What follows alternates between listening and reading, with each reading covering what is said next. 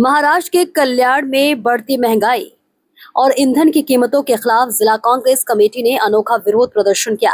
जिला अध्यक्ष एडवोकेट नवीन सिंह घोड़े पर सवार होकर सड़कों पर उतरे और लोगों के बीच मेलोडी चॉकलेट बांटकर केंद्र और राज्य सरकार के खिलाफ अपना विरोध दर्ज कराया।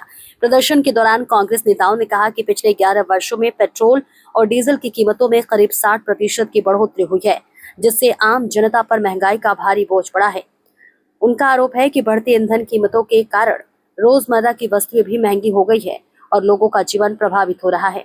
इस अवसर पर कांग्रेस कार्यकर्ताओं ने तहसीलदार को ज्ञापन सौंपकर ईंधन की बढ़ती कीमतों पर नियंत्रण करने और आम जनता को राहत देने की मांग की है। पेट्रोलचे आणि डिझेलचे भाव हे टप्प्याटप्प्याने वाढवत आहेत। जेव्हा क्रूड ऑइलचे भाव कमी होते, यूपीएची सरकार होती, जेव्हा 50 रुपये 70 रुपये जेव्हा डिझेलचा भाव होता, त्यावेळी हे भाजपवाले मोदी सरकार हे यांची लोक अर्धे कपडे घालून पेट्रोल डिझेल वाढलं म्हणून हे आंदोलन करत होते।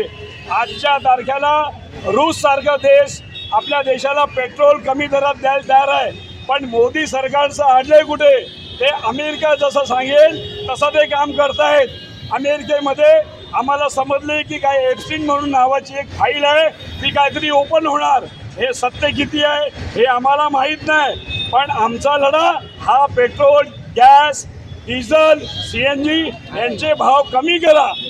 आज मोठ्या प्रमाणामध्ये नीटचे पेपर लीक होत आहेत, विद्यार्थी आत्महत्या करीत आहेत। मोदी सरकार काय झोपली आहे? यांनी जे वादे केलेले होते की पेट्रोलचा भाव आमची सरकार आल्यानंतर 35 रुपये करणार, पण हे चॉकलेट होतं। म्हणून आज आम्ही मेलोडी चॉकलेट देऊन लोकांना चॉकलेट देऊ नका, मोदी सरकार हे चॉकलेट देते। म्हणून या मोदी सरकारने लोकांकरता पेट्रोल डिझेलचे भाव कमी करावे, सीएनजीचे भाव कमी करावे